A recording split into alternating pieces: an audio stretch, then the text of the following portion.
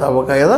ಇಲ್ಲಾಂದ್ರೆ RSS ಇವತ್ತು ತಮ್ಮ ವಿಚಾರಧಾರೆಯನ್ನು ಬಿಟ್ಟು ಹೊರಗೆ ಬರ್ತಾ ಇರಲಿಲ್ಲ. ಸಾಕಷ್ಟು ಪ್ರಯತ್ನ ಮಾಡಿದ ಜನಸಂಘದ ಮೂಲಕ ಮತ್ತು ಇನ್ನುಳಿದ ಕೆಲಸಗಳ ಮೂಲಕ ತಮ್ಮ ವಿಚಾರ ನಮ್ಮಲ್ಲಿ ಹಾಕಬೇಕು ಅಂತ ಪ್ರಯತ್ನ ಮಾಡಿದ್ದು. ಅದರಲ್ಲಿ ಸಾಕಷ್ಟು ಯಶಸ್ವಿನೂ ಆಗಿದ್ದಾರೆ ಆ ಮತ್ತು ಬೇರೆ.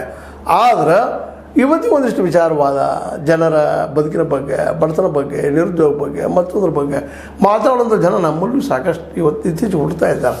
ಮತ್ತು ಶಿಕ್ಷಣ ಹೆಚ್ಚಾದಂಗೆ ಈ ಪ್ರವೃತ್ತಿ ಬೆಳೀತಾ ಇದೆ. ಯಾಕಂದ್ರೆ ಯಾರು ಅನ್ಎಂಪ್ಲಾಯ್ಡ್ ಇರ್ತಾರಲ್ಲ ಇದು ಕಾರಣ ಏನಂತ ಹುಡುಕ್ತಾರೆ ಬಿಡ. ಯಾವುದೋ ದೇವ್ರ ಮೇಲೆ ಹಾಕಿ ಬೆಳಕ್ಕೆ ಹೋಗೋದಿಲ್ಲ. ಅದನ್ನು ನಮ್ಮ ದೇವ್ರು ಹಿಂಗೆ ಹೇಳಿದಪ್ಪ, ನಮ್ಮ ಕರ್ಮ ಸಿದ್ಧಾಂತದಾಗ ಹಿಂಗೆ ಅದು ತನ್ನಲಿಕ್ಕೆ ಹೋಗೋದಿಲ್ಲ. ಹೌದಪ್ಪ, ನಾವು ಶಿಕ್ಷಣ ಪಡೆದು ಸಹ ನಮ್ಮ ಉದ್ಯೋಗ ಯಾಕಿಲ್ಲ ಅಂದರೆ ಉದ್ಯೋಗ ಸೃಷ್ಟಿ ಮಾಡೋರು ಸರಿ ಇಲ್ಲ ಅಂತ ಇದರ ಅರ್ಥ. ಅದಕ್ಕಾಗಿ ಈ ದಿಶೆಯಲ್ಲೇ ನಮ್ಮ ರಾಹುಲ್ ಗಾಂಧಿಯವರು ಸಾಕಷ್ಟು ಇಂಪ್ರೂವ್ ಆಗಿದ್ದಾರೆ.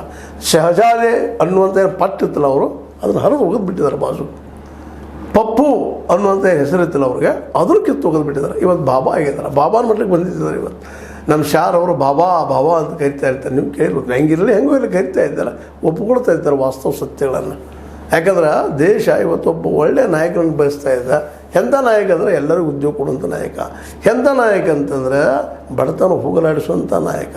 ಎಂಥ ನಾಯಕ ಅಂದರೆ ಉದ್ಯೋಗ ಸೃಷ್ಟಿ ಮಾಡುವಂಥ ನಾಯಕ. ಅವ್ರು ಬೇಕಾಗಿದ್ದಾರೆ ಇವತ್ತು. ಬರೀ ಹೇಳೋದಲ್ಲ, ನಾ 2 ಕೋಟಿ ಉದ್ಯೋಗ ಕೊಡ್ತೀನಿ ರೀ, 3 ಕೋಟಿ ಕೊಡ್ತಾನು, 15 ಲಕ್ಷ ಬಿಡ್ತಾನು, ಮತ್ತೇನೋ ಮಾಡ್ತೀನಿ ಹೇಳೋದಲ್ಲ.